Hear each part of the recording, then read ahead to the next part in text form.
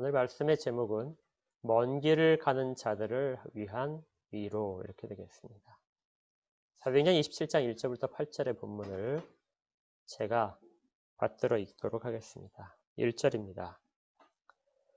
우리가 배를 타고 이달리아에 가기로 작정되매 바울과 다른 죄수 몇 사람을 아구스토대의 백부장 율리오란 사람에게 맡기니 아시아 해변 각처로 가려 하는 아드라무테노 배에 우리가 올라 항해할세 마게도냐의 데살로니가 사람 아리스다고도 함께 하니라.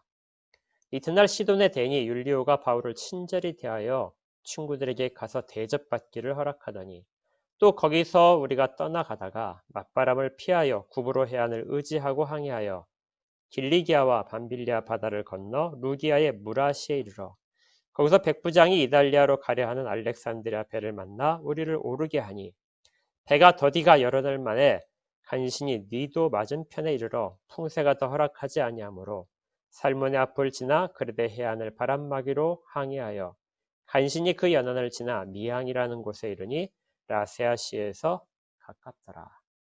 아멘. 우리가 지난주까지 바울이 재판받는 장면을 살펴보았습니다. 이제 오늘은 바울이 2년 동안에 갇혀있던 그런 신분을 벗고 마침내 황제 앞에서 재판을 받기 위해 로마로 배를 타고 가는 장면을 보게 됩니다. 로마로 가는 길은 27장부터 28장 16절까지 계속해서 연속되는데요. 그 중에서 27장은 배를 타고 여행하는 부분에 할애되어 있습니다. 27장의 기록은 성경에서 아주 중요한 위치를 차지하고 있는데요. 우리가 먼저 오늘 이번 주부터 시작해서 몇 주 동안 이 27장 말씀을 중심으로 함께 상고할 터인데 27장 말씀은 성경에서 좀 특별한 그런 위치를 차지하고 있습니다. 이 부분을 우리가 먼저 다 같이 좀 이해를 하기를 원합니다. 사도행전 27장은 다른 성경 구절에 비해서 단락에 비해서 아주 자세하게 상세하게 기록되어 있습니다. 상세하게 기록되어 있다는 말은 자세하고 또 세밀하다는 것이죠. 누구나가 다 27장을 보게 되면 이 세밀한 기록들을 보게 되면 머릿속에서 그려낼 수 있을 정도로 그리고 그것이 객관적으로 다른 사람에게 설명이 됐을 정도로 그렇게 자세하게 기록되어 있는 것이 바로 이 27장이라는 것이죠. 어느 정도 자세하게 기록되어 있느냐? 사도행전 전체를 볼 때 이만큼 자세히 기록된 단락이 없습니다. 배를 타고 여행하는 경로가 매우 자세하게 기록되어 있고요. 그 시기도 며칠 날부터 며칠 날까지 며칠 걸렸고 어느 지점에서는 무슨 일이 있었고 사람들 가운데 무슨 대화가 있었고 그리고 선원들은 무슨 일을 했고 이러한 모든 것들이 다 자세하게 기록되어 있습니다. 배의 이름도 배가 어디서부터 출발한 배인지 그 배의 선적 부분도 자세하게 기록되어 있을 정도입니다. 그래서 주석가들 가운데는 사도행전에서 27장이 가장 중요하고 자세한 기록일 뿐만 아니라 성경 전체를 보더라도 이만큼 자세한 기록이 없다. 누가가 좀 치밀한 성격이기 때문에 사도행전을 기록하면서 이렇게 기록한 면이 없지 않겠지만 다른 모든 부분보다도 더 치밀하고 세밀하게 기록되어 있다는 것이죠. 어떤 학자는 1세기 이 사도행전이 기록될 당시에 다른 모든 항해한 기록들을 살펴보더라도 누가가 기록한 이 부분만큼 그렇게 세밀하게 기록한 부분이 없다고 합니다. 자, 그러면 우리가 이제 이런 질문 하나를 가지게 됩니다. 왜 누가는 이 27장에서 바울이 배를 타고 로마까지 가는 이 경로를 그렇게 자세하게 기록을 해야 했을까요? 다른 부분에서 이렇게 세밀하게 기록하지 않다가 왜 이 부분에 가서는 이렇게 세밀하게 기록해야 됐을까요? 우리가 처음에 이런 생각을 해야 됩니다. 누가가 경험한 이 경험이 사실은 누가에게도 매우 심각하고 인생의 모든 것들을 결정할 만큼의 중요한 경험이었다는 것이죠. 그렇지 않다면 누가가 이렇게 자세하게 기록할 필요가 없을 겁니다. 이제 계속해서 몇 주에 걸쳐 살펴보겠지만 이 기간 동안에 배에 탔던 사람들이 겪었던 환란은 매우 심각했습니다. 누가도 일생 동안에 그러한 경험을 두 번 다시 하지 못했겠죠. 그래서 누가가 자기의 그 생생한 경험담을 그대로 기록을 하고 있을 것이다. 이런 생각이 듭니다. 그런데 그러기에는 좀 아쉽죠. 사도행전 전체에서 27장이 가장 세밀하다는 것은 사도행전 전체 28장까지에서 내용 중에서 이 27장이 특별한 의미를 담고 있다는 것이죠. 그래서 성령 하나님도 누가를 감동시키셔서 사도행전의 기록 가운데 이 부분을 포함시키게 했다는 것을 기억해야 됩니다. 그리고 그 기록이 남아서 우리에게까지 지금 생생하게 그 시기에 있었던 일들을 눈에 그리듯이 바로 드라마를 보듯이 그렇게 볼 수 있도록 해주는 일이죠. 우리가 이제 몇 주에 걸쳐서 이 부분에 대해서 상세하게 왜 누가는 기록하게 하고 성령 하나님은 이 부분을 그렇게 기록하게 하셨는가? 과연 그 안에 담겨져 있는 우리에게 전해지는 메시지가 무엇인가를 살펴보면서 우리가 먼저 해야 될 일은 그 상황에 대해서 공감하는 일입니다. 세밀하게 기록했다는 것은 읽는 사람들이 그 상황에 같이 몰입해 주기를 바라는 것이죠. 그래서 우리가 이 상황에 누가가 기록했던 그 상황, 바울이 경험했던 그 상황에 우리를 공감시키지 못한다면 우리는 성경 말씀으로부터 성령이 전해진 메시지로부터 어느 정도 거리 있는 메시지밖에 생각하지 못할 수 있습니다. 그래서 공감을 하기 위해서 먼저 우리가 바울에 대해서 생각을 해보겠습니다. 자, 배를 타고 떠나게 된 바울의 마음은 어땠을까요? 바울은 2년 동안 갇혀 있었습니다. 옛날 헤롯 왕궁에 갇혀서 밖으로 나가지 못하고 그 안에서만 생활을 해야 했습니다. 재판의 결과가 어떻게 진행될지 모르고 언제 불러서 재판을 할지 모르기 때문에 그냥 무작정 기다리는 시간이 2년이나 지났던 것이죠. 그는 분명히 예루살렘에 올라올 때 죽을 각오를 하고 올라왔습니다. 그런데 바울은 죽지도 않고 심한 고문을 당하지도 않고 그저 시간만 지나가는 그런 지루한 생활이 계속됐던 것이죠. 그리고 마침내 바울의 모든 것들이 결정되어 로마로 떠나게 됩니다. 근데 바울은 이전에 로마서 1장에서 밝히고 있듯이 로마에 매우 가기를 원했습니다. 바울이 유럽 선교를 시작하면서 바울에게 들려온 이야기는 로마에도 교회가 세워졌단다. 누가 전해준지 모르는데 사도가 아무도 간 적이 없는데 그곳에는 언제부터인지 사람들이 복음을 듣고 복음을 전하고 하는 교회가 세워져 있다. 바울은 이 소문을 듣고 로마에 가기를 원했습니다. 가서 그들에게 복음이 무엇인지를 더 정확하게 설명을 하고 그들의 믿음을 더 굳건해야 되겠다. 그리고 고린도에 갔을 때 로마에서 쫓겨온 아굴라와 브리스길라 부부를 만나게 됩니다. 그들을 통해서 로마에 있는 교회들이 얼마나 심각하게 위기 상황에 있는가를 깨닫고는 더 가고 싶은 마음이 간절해졌죠.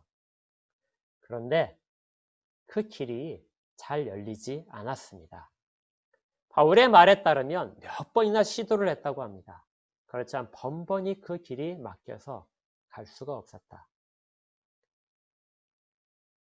바울은 마지막까지 예루살렘에 올라오면서 로마에는 내가 가지 못하겠구나 하고 생각을 했을 겁니다. 그런데 지금 로마로 출발하게 되는 것이죠. 그동안의 마음 한쪽 구석에 있던 바울의 표현대로 하면 복음의 빚진 자로서 빚을 이제 드디어 갚을 수 있게 됐구나. 바울의 마음은 매우 흥분되었을 겁니다. 로마에 가서 믿음의 형제들을 만나고 또 로마의 고위 관리들과 시민들 앞에서 복음을 마음껏 증거할 수 있게 되었다. 이제 내가 그 일에 사용되니 얼마나 감격스러운가. 그런데 바울은 그곳에 갈 때 죄수의 신분으로 갑니다. 비록 미결수지만 죄인과 동일하게 취급받고 있었거든요. 바울의 마음은 그랬습니다. 내가 미결수라도, 내가 더 천한 신분이라도 나의 소원하는 바 로마에 가서 복음을 전하는 일, 이 일이 성취된 것에 대해서 바울은 매우 감격했습니다. 우리에게도 이런 마음들이 사실 필요한데요.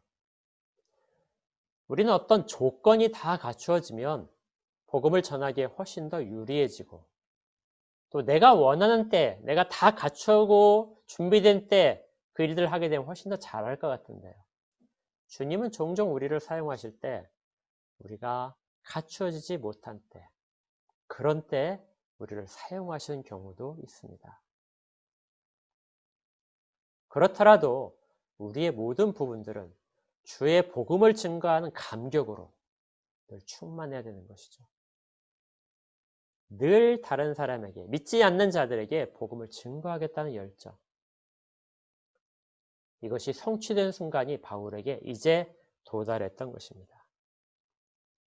그런데 이러한 감격스러운 일들은 그 기적스러운 순간은 바울만 경험하는 것은 아닙니다. 이제 시간이 조금 지나서 우리는 이제 사도행전을 좀 더 먼 시각에서 바라볼 수 있게 되었죠. 당시에 로마는 우상과 탐욕과 온갖 옳지 않은 것들이 지배하고 있는 바벨론처럼 되어 있는 그러한 지역이었습니다. 그 중심 도시인 로마 시는 더 그랬겠죠. 황제는 신처럼 숭배받고 있었습니다.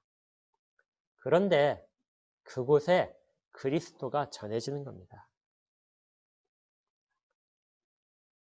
그러한 전혀 복음이 들어가지 못할 만한 상황이 있는 그러한 도시에 이름 없는 그리스도인들이 가서 예배를 드리고 있었고 그 예배를 좀 더 굳건하게 만들기 위하여 바울이 감으로써 결국 이렇게 교회가 기초를 세우고 튼튼해져서 나중에는 그 모든 탐욕스러운 것들을 몰아내고 어둠을 몰아내고 교회가 그 모든 로마의 중심에 설 수 있었던 것이죠.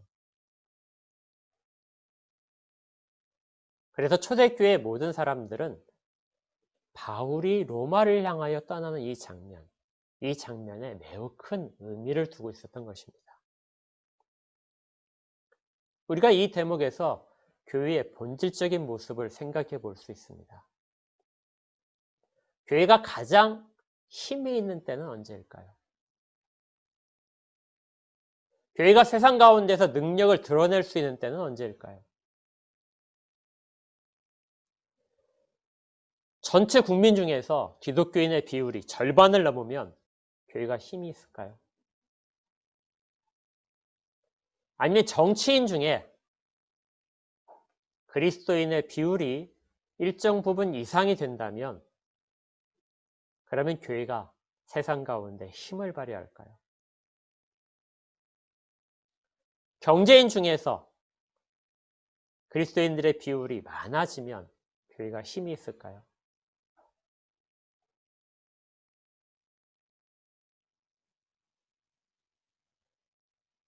교회가 가장 힘이 있던 이 시기에, 우리가 지금 성경 본문에서 보는 이 시기에 교회는 매우 초라했습니다. 이름 있는 귀족이 그리스도인도 아니었고 부유한 상인들이 그리스도인도 아니었습니다.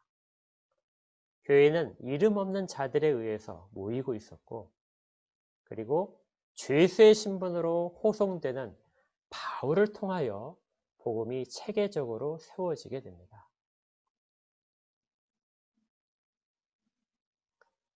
교회의 힘은 외형적인 부분에 있는 것이 아니라 주를 증거하고자 하는 성도들의 거룩에 있습니다.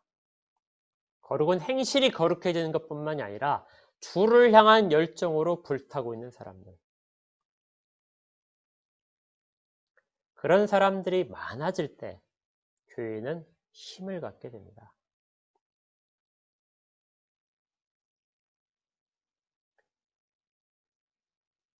그리스도인들의 비율이 어느 정도 수준을 넘어야만 힘이 생기는 것이 아니라 그리스도인 각자가 자기의 처지에서 얼마나 주 앞에 매달려 있는가, 얼마나 주와 연합되어 있는가, 그런 상황이 많아진다면 그것이 바로 교회가 세상 가운데 가장 강력한 힘을 발휘할 때가 되는 것이죠. 지금 바울이 초라하게 가고 있지만, 그리고 비록 소수의 사람만이 가고 있지만 성경 전체에서 봤을 때 가장 뜨거운 순간이 바로 지금 순간입니다. 바울의 열정과 그 열정을 통해서 전해지는 주의 뜻이 전해지는 광경들. 그래서 27장은 복음이 로마에 전해지는 귀중한 시작점이 되는 것이죠. 우리에게 이러한 열정이 있었기를 소원합니다. 열정이 있고 복음에 대한 열정, 말씀에 대한 열정, 주를 거룩하게 섬기고자 하는 열정들. 이 열정들이 있을 때 교회는 어떤 위압에도 굴하지 않고 어떤 환경에도 좌절하지 않고 가장 강한 빛을 낼 수 있게 됩니다. 그런데 한 가지 더 주목할 점이요. 그러한 기적적인 일들, 역사 가운데에서도 기적적인 일들이 벌어지는 이 순간이 지금 유대 땅에서부터 시작되고 있다는 것이죠. 성경에서 이 유대 땅은 매우 중요하게 취급되는 지역입니다. 특별히 사도행전에서도 그런데요. 그 출발점인 예루살렘, 그리고 도착점인 로마 두 도시의 이야기가 사도행전 전체를 가지고 있다 생각해도 됩니다.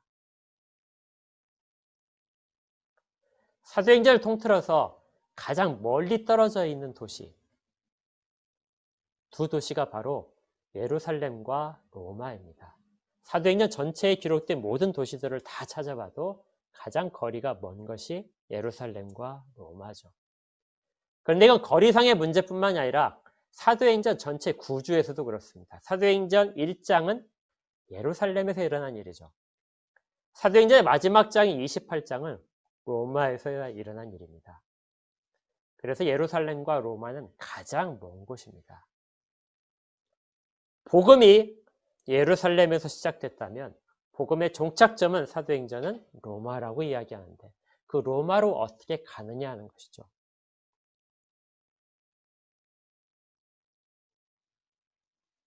그래서 누가는 그 복음이 가는 순간, 예루살렘에서 출발한 복음이 가는 순간을 훨씬 더 자세하게 기록할 필요가 있었던 것입니다.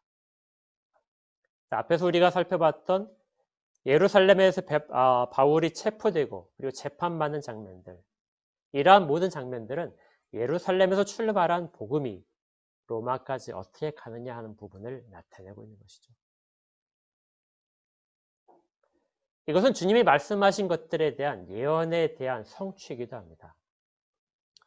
우리가 마태복음을 공부하셨는데 마태복음 10장에 이런 구절들이 있었습니다. 제가 읽어드리겠습니다. 마태복음 10장 11절인데요. 주님께서 12사도를 파송을 하시면서 이렇게 당부하셨습니다. 어떤 성이나 마을에 들어가든 그 중에 합당한 자를 찾아내어 너희가 떠나기까지 거기서 머물라. 또 그 집에 들어가면서 평안하기를 빌라. 그 집이 이에 합당하면 너희 빈 평안이 거기 임할 것이요 만일 합당하지 아니하면 그 평안이 너희에게 돌아올 것이니라. 누구든지 너희를 영접하지도 아니하고 너희 말을 듣지도 아니하거든 그 집이나 성에서 나가 너희 발의 먼지를 털어버리라. 내가 진실로 너희에게 이르노니 심판날에 소돔과 고모라 땅이 그 성보다 견디기 쉬우리라. 바울이 예루살렘에 가서 그렇게 목이 아프도록 외쳤지만 유대인들은 복음을 거절하였습니다. 그들은 바울을 영접하지도 않았고 바울의 말을 듣지도 않았습니다. 그래서 바울은 복음의 대표자인 바울은 예루살렘을 강제로 떠나게 되죠.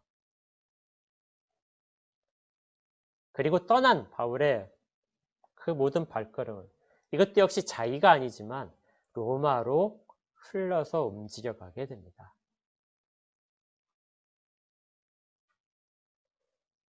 참으로 안타깝게도 예루살렘은 자기의 그 아름답고 평화로운 도시라는 모든 명칭들을 잃어버리게 되고 그 모든 것이 로마를 향해서 움직여가는 광경. 이것이 우리가 27장을 보면서 우리가 공감해야 될 중요한 부분인 것이죠.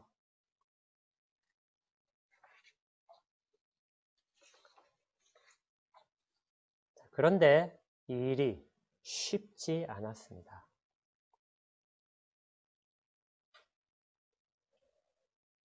예루살렘부터 시작해서 로마까지 간다면 넉넉 잡아서 3주에서 4주면은 당시에 여행할 수 있었습니다. 그러니까 3주, 4주만 지나면 로마까지 훨씬 더 쉽게 갈 수 있었던 것이죠. 그런데 실제로 바울이 간 기간은 약 5개월 정도가 걸리게 됩니다. 더 길게는 2년 반 정도가 걸린 것이죠. 그 모든 시간의 흐름 속에서 그 복음을 전하는 사명자들은 매우 힘든 시기를 거쳐야 되는 것입니다. 제가 이 성경을 쭉 묵상하면서 이런 의문이 들었는데요. 왜 주님은 바울이 조금 더 환경이 좋을 때 로마로 가는 걸 허락하지 않으셨을까?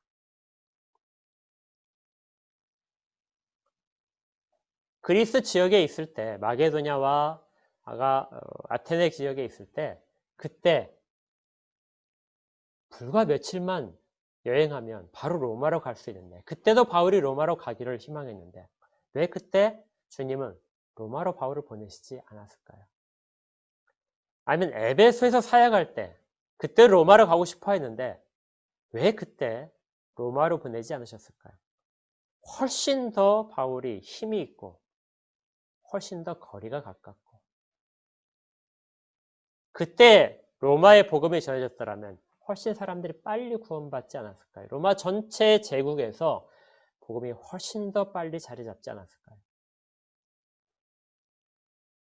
그런데 먼 길을 돌아서 주님은 바울을 예루살렘으로 다시 보내시고 그곳의 사람들이 복음을 거절하는 모습들을 겪게 하시고 그리고 강제로 사로잡힌 몸으로 로마로 보내시고 있습니다. 그래서 이 길은 쉽게 갈 수 있는 길이 아니라는 것을 우리가 바로 깨닫게 됩니다.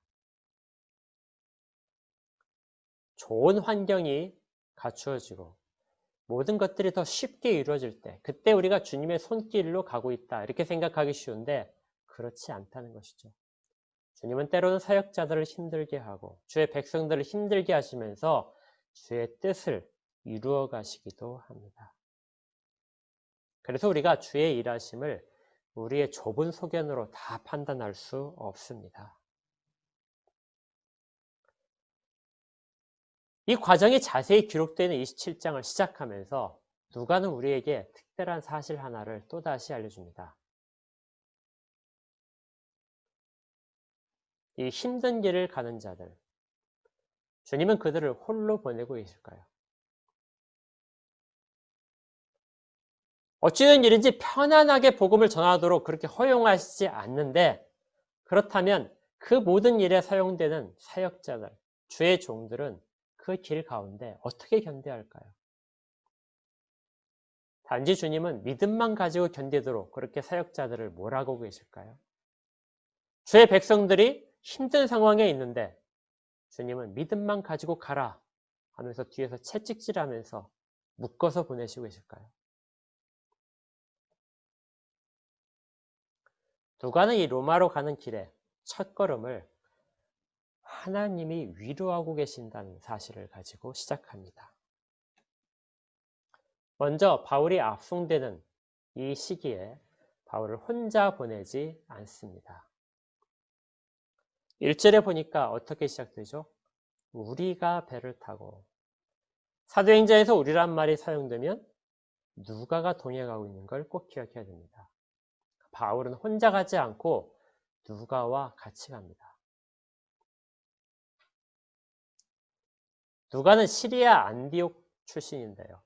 바울이 2차 선교행을 하면서 그때부터 가장 핵심적인 동행 인물로 같이 사역하는 사람으로 등장했습니다. 그의 직업이 의사였다는 건 누구나 다 아시죠. 바울이 상당히 몸이 약했는데 그 바울의 몸을 돌보는 역할도 하고 있었습니다. 그리고 나중에 빌립보 교회가 세워진 다음에 바울이 계속해서 그리스 지역의 다른 지역으로 전도를 나갈 때 빌립보 지역을 맡아서 목회한 사람이 바로 누가였습니다. 그리고 바울이 예루살렘으로 여행을 올 때 빌립보를 떠나 예루살렘으로 바울과 동행했었죠. 그리고 2년 동안 바울이 갇혀 있을 때 바울을 위로하고 돌봤던 사람도 누가였습니다. 그리고 누가는 바울의 마지막 순간을 같이 했던 사람입니다. 평생의 동역자죠. 누가만큼 바울을 잘 알고 있던 사람이 없었을 텐데 그 누가가 지금 바울과 동행하고 있는 것입니다. 바울은 2년 동안 갇혀 있었기 때문에 그의 몸이 상당히 쇠약해져 있었을 텐데요. 의사인 누가의 도움으로 그는 조금씩 회복될 수 있었습니다. 하나님은 바울 혼자 그 일을 견디도록 하신 것이 아니라 동역자를 옆에 세우고 계신 것이죠.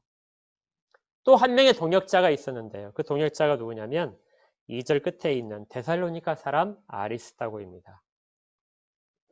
아리스다고는 그 이름 자체가 뭐냐면 아주 뛰어난 자, 가장 뛰어난 자라는 의미입니다. 꼭 이름대로 사람이 되는 건 아니지만 당시 고대 사회에서는 이름 자체가 의미하는 것이 그 사람의 인품이나 성격, 지위들을 의미하는 경우가 상당히 많습니다.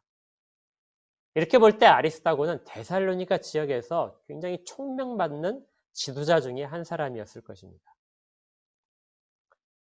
그런데 그가 데살로니가 지역에서 바울이 3주에 걸쳐서 복음을 전할 때 주님을 영접하고 그리고 그 이후로는 바울을 계속해서 동행하면서 같이 사역을 했던 그런 제자화된 사람입니다. 그리고 역시 그도 바울이 예루살렘으로 올라올 때 같이 동행해서 올라왔고 지금 누가와 아리스다고가 바울과 마지막 로마까지의 여행을 같이 가고 있는 것이죠. 그런데 여기에 좀 문제가 있습니다. 바울이 죄수의 신분으로 지금 로마로 가고 있기 때문에 바울의 친구들이 바울과 동행할 수가 없었습니다. 그러겠죠. 호송하는 군인들의 입장에서는 바울이 혹시라도 도망갈 수 있을까 봐 감시를 계속해서 해야 되는데 바울만 혼자 가는 것이 아니라 죄수들과 같이 호송되고 있었죠. 그래서 동행자들을 쉽게 허용하지 않았습니다. 그런데 바울에게는 2명의 동행자가 더 붙을 정도로 특혜를 받고 있었죠. 그래서 어떤 주석자들은 이렇게 말합니다. 누가와 아리스다고가 종의 신분이 되어서 형식적으로 서류상으로 종이 되어서 바울과 함께 동행한 것은 아닌가. 그렇다면 아리스다고 이름이 뭐였죠? 가장 뛰어난 자. 그는 데살로니가의 지도자였는데 그런 지도층에 있던 자가 종의 신분을 스스로 원해서 그렇게 해서라도 바울과 동행하고 있다는 것이죠. 복음을 위해 협력하는 일에는 우리가 가진 어떤 지위 같은 것들이 우리의 어떤 신분이나 재주 같은 것들이 할 일들을 결정하지 않습니다. 복음을 증거하고 교회가 교회답게 세워지는 일에는 우리의 모든 가치 기준이 주의 복음에 사용되는 것에만 초점을 맞춰져 있어야 됩니다. 내가 지금 가지고 있던 높은 지위도 교회에 오면 사실은 부끄러운 것이 되어야 되는 것이죠. 다른 사람을 섬기는 것 이상의 더 높은 지위는 교회에는 없는 것입니다. 누가도 아리스다고도 이 일을 같이 담당하며 바울과 동행하고 있는 것입니다. 그렇다고 그들이 바울의 실제적인 종은 아니었죠. 그들은 그런 위치를 스스로 가기를 소원할 정도였던 것이죠. 아리스다고는 나중에 바울이 로마 감옥에 있을 때 같이 갇혀 있다고 기록되어 있습니다. 바울이 골로새 교회에 보낸 편지에 보게 되면 나와 같이 감옥에 갇힌 자 아리스다고라는 이름이 나옵니다. 그러니까 단순히 동행한 것이 아니라 바울을 섬기는 것이 아니라 같이 감금 생활을 같이 겪어야 됐다. 이런 동역자들이 바울이 가는 길을 같이 가고 있는 것입니다. 만약에 이 길이 혼자 바울이 가는 길이었더라면 바울이 견디기 힘들었을 텐데 주님은 동역자들과 같이 가도록 해주죠. 여행에 이런 말이 있죠. 먼 길을 여행할 때 가장 중요한 필수적인 것이 무엇인가? 돈도, 건강도, 먼 길을 가는 좋은 신발도 그런 것들이 아니라 동행자입니다. 먼 길을 갈 때 동행자가 있는 것. 서로를 위하고 힘이 되어주고 북돋아줄 수 있는 동행자. 이것이 먼 길을 떠나는 자들을 위한 첫 번째 위로였습니다. 주님은 복음을 전하는 사역자들이 먼 길을 가고 험한 길을 가는 동안에 홀로 두지 않고 동역자들을 같이 있게 해주신 것이죠. 신앙의 길은 쉬운 것이 아닙니다. 수많은 고난이 닥치고 또 수많은 갈등 상황이 있습니다. 흔들릴 때가 많은데요. 그 모든 시기에 함께 할 수 있는 동행자가 있다는 것. 이건 주님이 우리를 버려두지 아니하시고 우리를 생각하고 계신다는 것입니다. 주님은 또 먼 길을 가는 이 사역자들을 위로하셨는데요. 어떤 방법으로 위로하셨냐면 3절에 보시면 배가 출발한 지 하루 만에 시돈에 도착했는데 시돈에 대니 율리오가 바울을 친절히 대하여 친구들에게 가서 대접받기를 허락했다. 배가 시돈에 도착을 해서 이 배는 그 아시아의 연안을 거쳐가는 배이기 때문에 큰 도시마다 한 곳마다 도착해서 짐을 내리고 또 다른 짐을 싣고 또 승객들을 오르내리고 하면서 며칠씩 머물러야 됐습니다. 그러니까 가이사라에서 출발한 배가 바로 그 다음날 시돈에 가서 며칠을 묵게 되는데 이때 시돈에 있던 친구들, 바울의 친구들은 그리스도인들을 말합니다. 시돈 지역에 있던 그리스도인들이 바울을 돌보기를 원했습니다. 거기에 대접받는다 하는 말은 원어상으로 돌봐준다라는 뜻입니다. 그들이 와서 이 백부장에게 요청을 했습니다. 바울이 오랜 강군 생활 동안에 매우 약해졌는데 이 배를 타고 가기에는 몸이 매우 허하다. 그래서 우리가 그를 좀 돌보기를 원한다. 바울이 배를 타고 로마로 간다는 소식이 그 근처 교회에 알려졌던 것 같습니다. 그래서 시돈에 있는 그리스도인들이 바울을 일시적으로 그들과 같이 머물게 하면서 회복시키기를 원했던 것이죠. 앞에는 누가나 아리스다고가 평생을 같이 하는 그런 동역자로서 위로하고 있다면 짧은 기간 동안에 시돈에 있는 사람들은 바울을 잘 모를 것입니다. 그렇지만 짧은 기간 동안에 그들을 거쳐가는 사역자를 하나님이 그들의 손을 통하여 위로하게 하시는 것입니다. 바울은 여기에서 오랜 여행을 견딜 만한 새로운 힘들을 찾게 됩니다. 어떻게 보면 이 시돈에 있는 그리스도인들은 그로부터 좀 멀리 떨어져 있는 두로에 있던 그리스도인들이 아닐까 추측도 해봅니다. 기억하실 겁니다. 바울이 예루살렘으로 올라갈 때 두로에 있는 그리스도인들과 난생 처음 보는 그리스도인들이었죠. 그런데 그들과 일주일 동안 교제를 했습니다. 역시 배가 그곳에 정박하면서 짐을 부리고 내릴 때 일주일의 시간이 있을 때 그 동안에 바울과 교제했던 것이죠. 그리고 그 교제가 얼마나 감격스러웠는지 나중에 바울이 배를 타고 떠나게 될 때 그 바닷가 모래사장까지 교인들이 모두 나와서 아이들까지 다 데리고 나와서 눈물로 이별했던 장면들. 아마 시돈으로부터 얼마 떨어지지 않은 두루까지 소식이 들렸고 두루에 있는 교인들이 와서 바울을 만났을 수도 있을 것입니다. 이렇게 주님은 모든 그리스도인들이 서로가 서로에게 잠시나마 회복되고 돌보는 그러한 위로들을 허락하셨습니다. 바울은 그들에게 믿음이 더 굳건해지도록 더 격려를 했을 것이고 그들은 그 격려를 받으며 바울을 돌보기를 주저하지 않았겠죠. 주님은 주님의 백성들을 이렇게 위로하십니다. 우리가 그렇게 위로를 받고 있고 또 우리도 다른 사람에 대해서 그렇게 위로하는 위치에 서 있어야 됩니다. 세 번째 위로는 전혀 예상치 못하는 부분에서 찾아왔습니다. 3절을 다시 보게 되면 그 시돈에 있는 그리스도인들이 와서 바울을 돌보기를 요청을 하자 그 배의 실질적인 인솔 책임자인 율리오가 바울에게 대해서 친절히 대했습니다. 율리오는 로마 사람이죠. 그의 가문은 오랫동안 군인 집안이었다고 합니다. 그런데 그가 바울을 호송하는 도중에 다른 사람이 와서 우리들 집에 바울을 데려가서 그를 좀 씻기고 그의 또 피로도 풀어주고 또 잘 먹여서 회복시킨 다음에 당신에게 보내겠습니다. 이렇게 하는 말을 율리오가 허락해 줬다는 것이죠. 만약에 바울이 가서 돌아오지 않는다면 그 모든 책임은 율리오가 담당해야 됩니다. 아주 심각한 피해가 찾아오겠죠.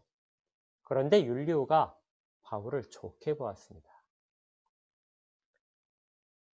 아마 가이사랴에서 재판 장면에서 아그리빠 왕 앞에서 재판을 받을 때 그 유력한 자들이 거기에 배석을 했다고 되어 있는데 그 중에 한 사람이 이 율리오였을 것이라 추측됩니다. 그는 바울이 얼마나 소신 있게 당당하게 그 차례에 있었는지를 보았을지 모릅니다. 아니면 그가 그리스도인들이 당시에 가이사랴에 있는 그리스도인들이 행동하는 모습들을 보았을지도 모릅니다. 그는 바울의 말에 신뢰하고 있었습니다. 그리고 시돈에 있던 그리스도인들이 와서 요청하는 것에 신뢰를 하고 있던 것이죠. 만약에 그에게 조금이라도 의심이 있었다면 그 일을 전혀 허락하지 않았을 것입니다. 바울에 대한 이러한 호의는 배를 타고 여행하는 계속 그 기간 동안에 계속해서 이어집니다. 나중에 풍랑이 아주 심해져서 같이 가던 군인들이 이 풍랑이 심해져서 죄수들이 그 틈을 타서 도망갈 것 같으니까 차라리 죄수들을 다 죽입시다. 그 죽이자고 하는 대상에는 바울도 포함되어 있었습니다. 그런데 그때 율리오가 바울을 구하기 위해서 그 일을 맡게 됩니다.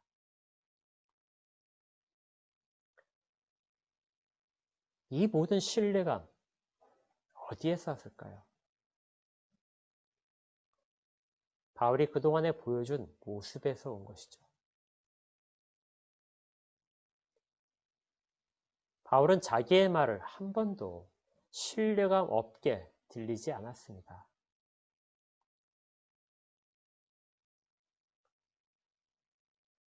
그리스도인들의 말과 그리스도의 행동들은 언제나 한결같아야 됩니다. 그것이 모든 사람에게 보여지는 바가 되기 때문에 그렇죠.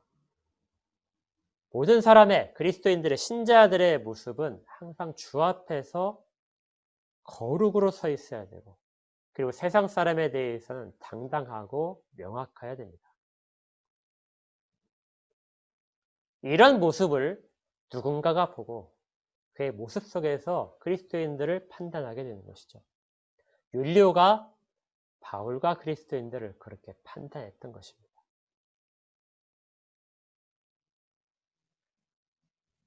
그래서 자기의 위치가 위험하게 될 수 있는 상황에서도 그 바울에게 돌봐줌을 당하도록 회복할 수 있도록 시간을 주었던 것입니다. 그리고 이제 이 모든 일이 끝나자 여행이 본격적으로 시작되게 됩니다. 앞에서 말씀드렸듯이 이 여행은 쉽지 않습니다. 누가가 일생 동안에 처음 경험할 정도로 그렇게 극심한 것이고요. 그래서 믿음이 있는 사람도 흔들릴 만한 그런 상황이었는데 주님은 주의 백성들, 주의 종들을 그곳에 보내시면서 위로하시고 회복시켜 주시고 힘을 주시고 그리고 그 발을 떼게 하시는 것입니다.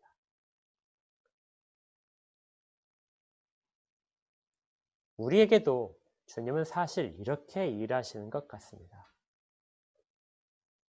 우리는 우리 눈앞에 있는 환경들이 힘들어지고 우리의 처지가 조금 더 어려워지고 낮아지고 하게 되면 그 일들이 우리의 모든 마음을 채우게 돼서 절망하고 낙심하고 원망이 생기는데요. 그런데 주님은 그러한 상황 속에 주의 백성들을 놓으시기 전에 이미 우리를 위로하시고 그 일 가운데서 너끈히 헤쳐나갈 만한 체력과 능력들을 주시고 그리고 그 일을 맞이하게 하신다는 것이죠.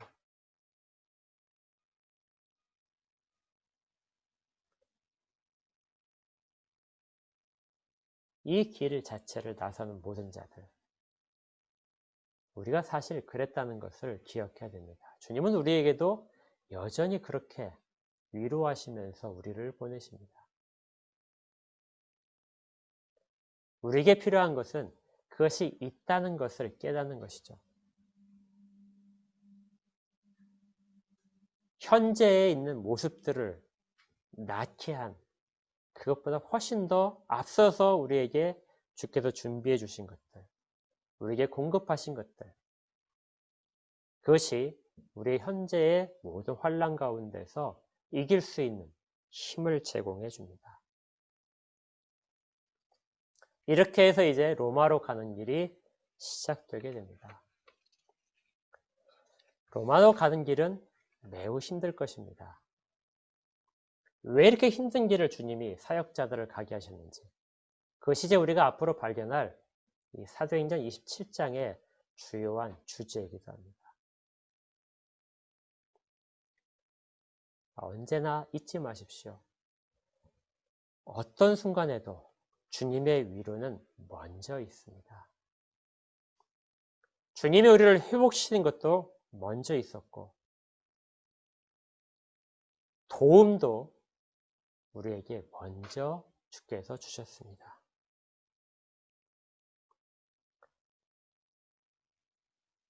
바울을 누가와 아리스타고가 동행했듯이 평생을 가는 동역자들을 통해서도 이 일들은 이루어지고 있고요.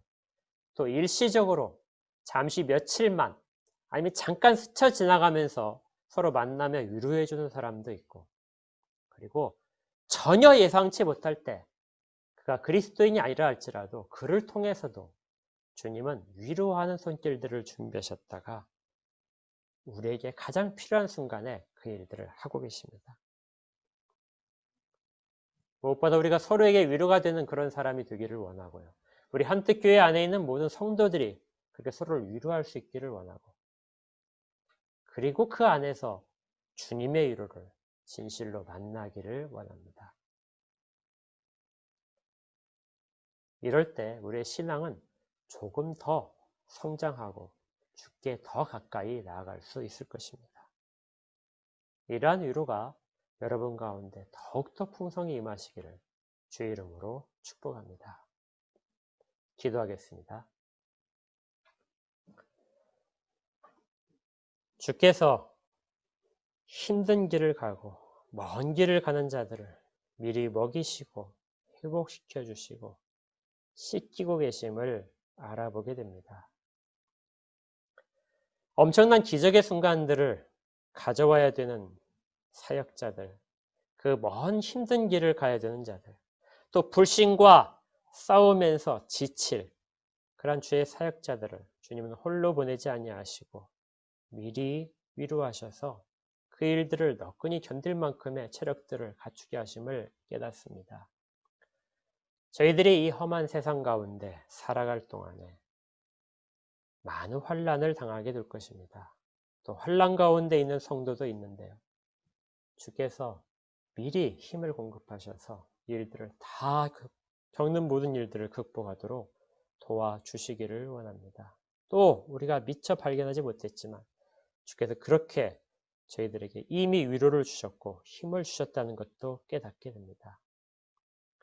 우리가 다른 사람을 위로하는 자가 되게 하시고 또 위로받으며 서로를 격려하는 자가 되도록 도우시옵소서. 함께 먼 길을 가는 동행자가 되도록 하시고 또 잠깐이나마 필요한 것들을 공급하고 위로하는 자가 되게 하시고 또 예상치 못한 부분에서도 주의 위로와 은혜가 임함을 소원하는 자들이 되게 하여 주시옵소서. 그 일들이 믿음을 더 굳건하게 하고 주에 대한 의지가 더 강해지도록 인도할 것을 믿습니다. 모든 자들 가운데 주의 풍성한 은혜를 더하여 주시옵소서. 예수 그리스도 이름으로 기도합니다. 아멘.